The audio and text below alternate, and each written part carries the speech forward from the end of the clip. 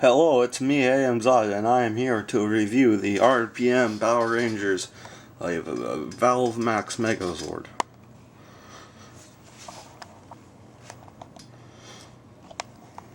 As you can see, the box is quite big. Here it is, the American water bottle. As you can see, American water bottle is small compared to it. So let's pretend this is an unboxing video and unbox this little bastard.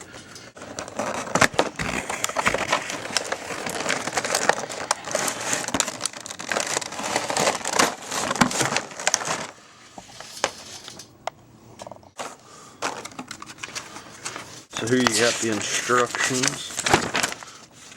The Valve Max Megazord Power Rangers RPM.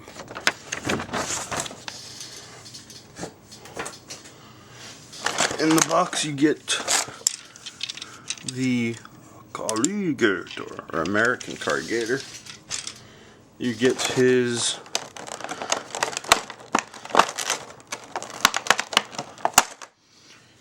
Cell Key Engine Soul Klondike bar right here.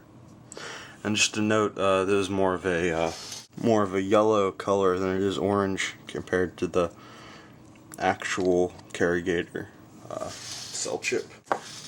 And then you get the Wolf police car.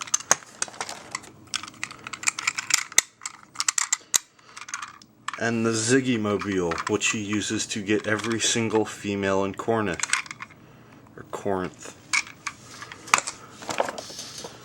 And you get a little sticker of the Valve Max Megazord. I never bother with those.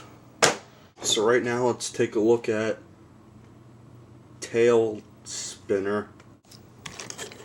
In comparison with the Go-Onger version, he is quite small.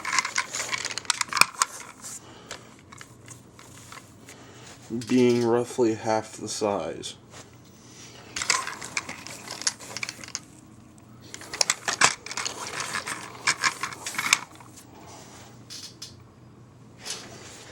Although all of the articulation that the Japanese version had remains present on this one. However, the amazing rolling feature that the Japanese version seemed to have is now lacking.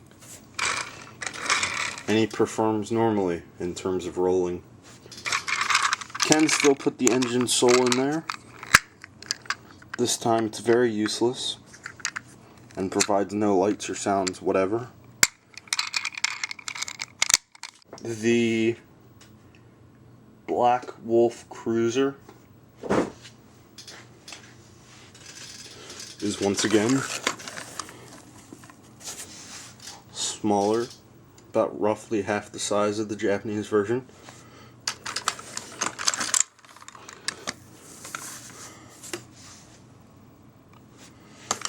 Now, most of the detail that I like so much about the Japanese version pretty much remains there, except for the translucent that just added so much to this version. Even the wheels are still painted. The front, however, loses a lot of detail, with this just being smooth. Two Japanese versions look pretty identical. I mean, nothing much has changed, except for some paint loss. But other than that, they're almost the same toy.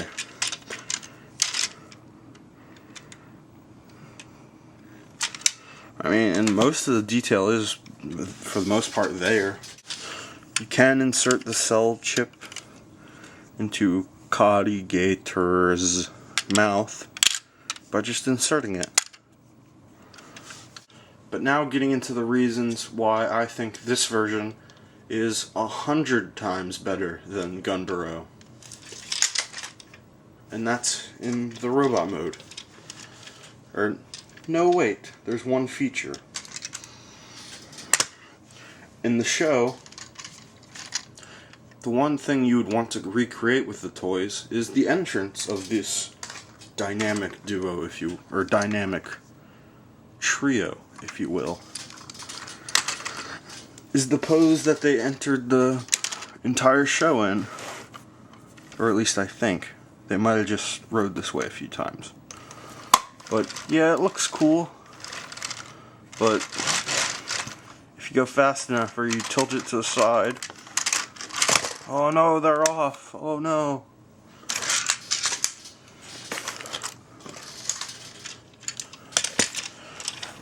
But on the American version, they have nice little male and female parts that lock in very solidly and assure you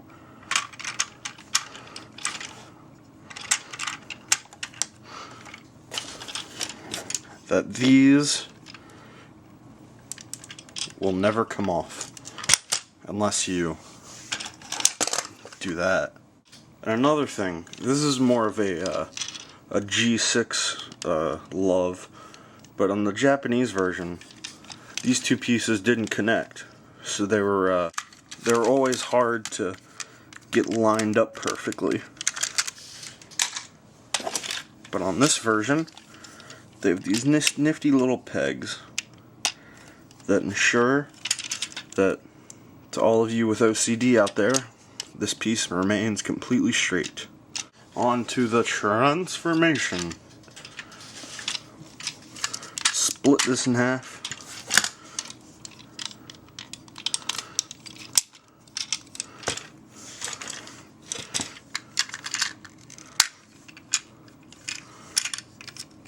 Pull out the helmet first.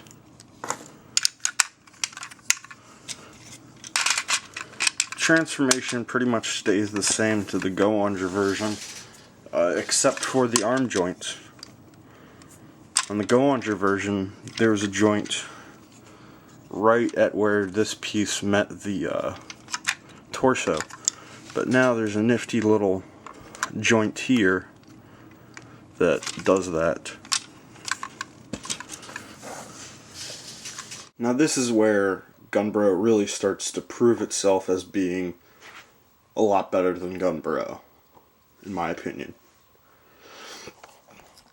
Longer legs and less spread apart makes the figure appear taller and less stout. Though, looking at it now, the stout proportions do really work on the Japanese version. But both have different proportions and both have great proportions. One thing I don't like, however, about the American version is that there is no support whatsoever for the back of the toes, whereas the Go-Onger version had plenty of that. What this means, if you put his arms like down to his side more, falls with the slightest touch. And it's very unstable and cannot stand very well. So you're going to have to put his arms a little bit forward. But that being my only gripe with this at all whatsoever, this improves so many things over the Japanese version. The torso. As you can see, it's very well put together. Everything seems to fit into place perfectly. However, in the Japanese version, you've got gaps all through this thing, and it doesn't fit into place that perfectly. Even kind of wobbles around a little bit if you're not too careful. And overall, I just have to say that the American version is by far the superior in my eyes. This American release turned one of my least favorite Go-Onger mechas into one of my favorite A+ mechas.